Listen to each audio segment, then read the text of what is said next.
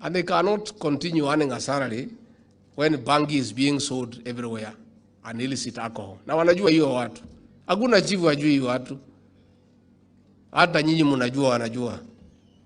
Hata nyinyi mnajua ni vile hamjui vile la kufanya. You know. I want to speak from here. I want to speak from here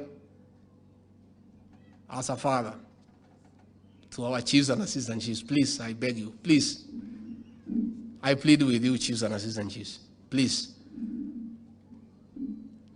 I don't want your children to suffer. I want you to continue earning a salary. But if you cannot deal with this situation, please allow us to look for somebody else to do it. It's that simple. And it's clear as December 25 is Christmas. So clear. There's nothing to discuss. Our chiefs and assistant chiefs, they know all these characters. Hata wengine wanaenda huko weekend, Friday kuchukua kitu huko. So that they protect them.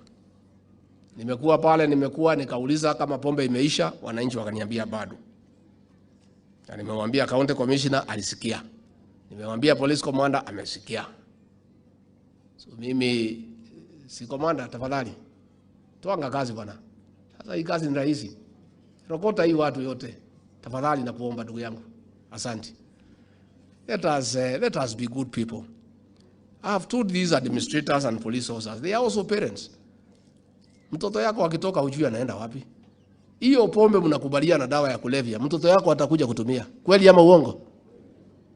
Your children, including mine, are not immune to taking these drugs. So when you allow these drugs to be sold, and you know the people who are selling, mtoto wako atakuja kuuziwa. Sasa hivi vijana wetu wamekunywa pombe, wanalala kwa mtaro. Wengine na wameoa wasichana wadogo, wanalala chini ya kitanda. Sasa tutatoa watoto wapi? How?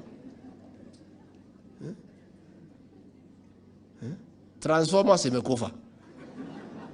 Tunajaribu kuweka charge, haishiki moto. Sasa si tutapata shida. Si tuko na shida jameni? Na mimi sina ubaya na wenye kuuza hii pombe na wenye kuuza hii bangi. Mimi sina shida na mtu yeyote, lakini tutakubalia nyinyi namna gani mtumalizie watoto tukiona. The president and I will be very responsible leaders to allow our children to be destroyed by drugs and alcohol when we are watching. We cannot, even God cannot forgive us.